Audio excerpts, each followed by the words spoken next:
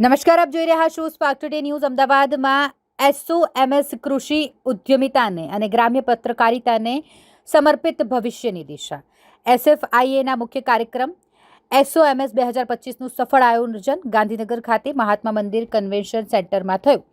Agri ઉદ્યમિતા theme આધારિત આ કાર્યક્રમમાં કૃષિ ક્ષેત્રના નવોત્થાન, ગ્રામ્ય ઉદ્યોગિતા અને જવાબદાર પત્રકારિતાને પ્રોત્સાહન આપવા પર ખાસ ધ્યાન કેન્દ્રિત કરવામાં આવ્યું. આ કાર્યક્રમમાં એગ્રીટેક નવોચારો, નીતિ નિર્માતાઓ, સંશોધન સંસ્થાઓ, શૈક્ષણિકવિદો અને ગ્રામ્ય પત્રકારો એક મંચ પર ભેગા થયા હતા. કાર્યક્રમનું ઉદ્ઘાટન ગુજરાત રાજ્યના કૃષિ, પશુપાલન, ગૌપાલન અને માછીમારી વિભાગના મંત્રી રાઘવજીભાઈ પટેલ દ્વારા કરવામાં આવ્યું. તેમના સ્વાગત સંબોધનમાં તેમણે ગ્રામ્ય પત્રકારો અને કૃષિ ઉદ્યોગકારોના યોગદાનની પ્રશંસા કરી અને તમામ પુરસ્કાર વિજેતાઓને શુભકામનાઓ પાઠવી.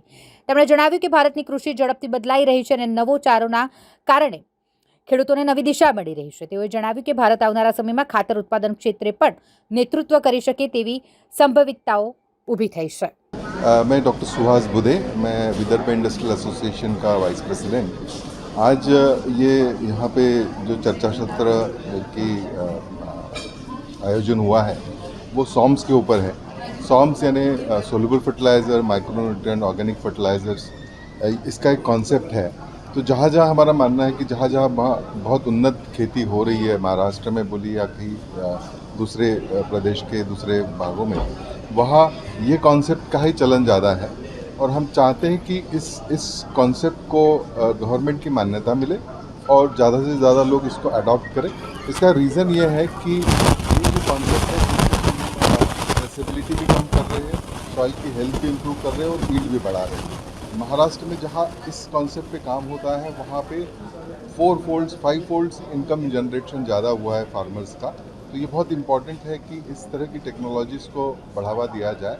और मैं SFI जो water soluble fertilizer industry association है उनको बहुत कॉम्प्लीमेंट देता हूँ कि इस कॉन्सेप्ट को वो एक इंडिया लेवल पे एक मान्यता देने की कोशिश कर रहे हैं. सर, खास करके केंद्र सरकार और जो राज्य सरकार आपको किस तरह से सहायता प्रदान कर रही है एवं उपस्थित आप इस बारे में अवार्ड दिए. सो इस पर्टिकुलर फर्टिलाइज़र का हमारा मानना यही है कि ये फर्टिलाइज़र का जो डेवलपमेंट हुआ है वो एक्चुअली बिना हुआ है.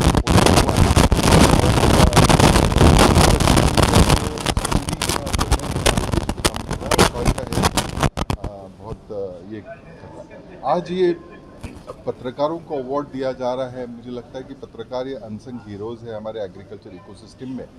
उनको कहीं ना कहीं रिकग्निशन देना ये हमारी एक इच्छा थी. और हम चाहते हैं कि ज़्यादा से ज़्यादा एग्रीकल्चर के विषय, इंडस्ट्री के विषय ये पत्रकार लोग कवर करें ताकि जनरल पब्लिक को इसके बारे में पता चले. सर, पर इसमें कोई भी गुजरात का मीडिया नहीं था, गुजरात के कोई पत्रकार को अवार्ड नहीं दिया. वो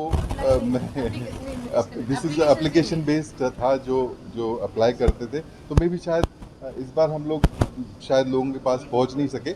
नेक्स्ट टाइम हम लोग शायद पहुंचेंगे और इसको गुजरात के पत्रकार का कोई अवार्ड नहीं है. नहीं, ऐसा कुछ था नहीं, ऐसा कोई एप्लीकेशन नहीं भेजी.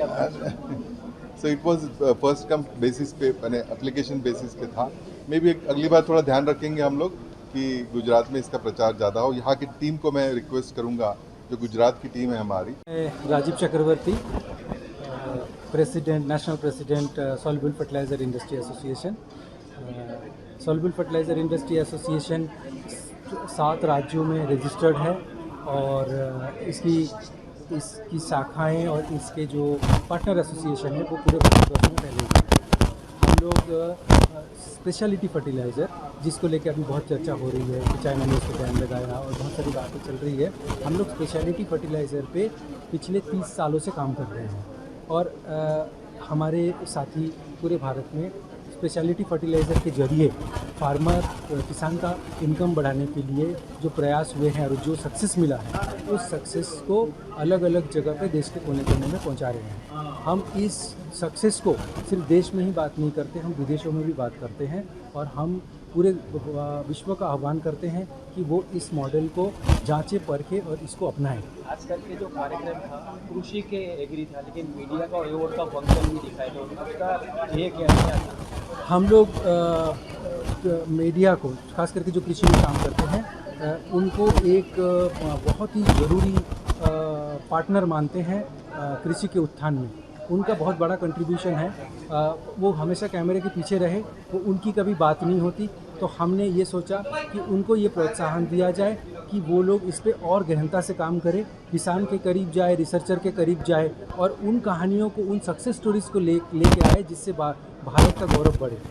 तो इसी वजह से हमने इस साल अलग अलग कैटेगरीज़ में कृषि के पत्रकारों को सम्मानित किया है और उनको इनकरेज किया है, और ये हर साल होगा ये पत्रकारिता। हम आह्वान करते हैं आपके ज़रिए कि पूरे आप अपने कृषि पत्रकार मित्रों को इसमें अगले साल इस पे शामिल होने के लिए प्रोत्साहित करें, उन तक ये खबर पहुंचाएं।